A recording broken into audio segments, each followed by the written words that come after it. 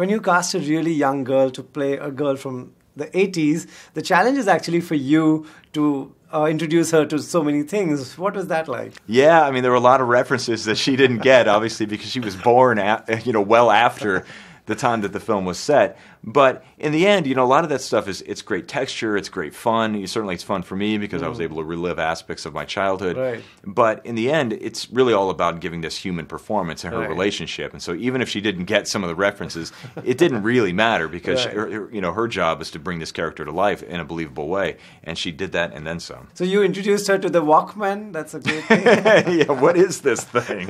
Right. Right. How much of it of Bumblebee is actually made on the computer? It's entirely made in the computer. Yeah, I mean, we had little props, and we had like these foam things that we could interact with. There was this one foam hand that we'd use sometimes to, like, when they had to touch hands or something like that. But then that's all replaced with CGI. Right. Bumblebee is entirely a computer-generated creation. He's all ones and zeros. Wow. And so when you see him and he feels real and he feels like he's emoting, he's feeling, he's struggling, and they're in this scene together and they're forging this beautiful connection. I think that really is a testament to the power and the ability of the animators to bring this character to life in a believable way. You completely believe he's real. Right. If I come on a set, say if I come to the garage where Bumblebee is parked, will I understand anything? What's happening? Nope.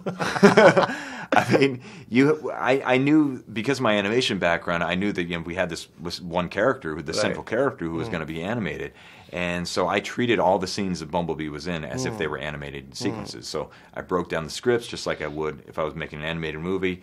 Everything was storyboarded out. That way, all the members of the crew and all the actors, they could look at the storyboards and say, okay, this is what this shot is. This is what Bumblebee's doing. This is where he is. This is how he's feeling. And so at the very least, you could kind of have a sense in your head how it was going to play out, even though it was just thin air.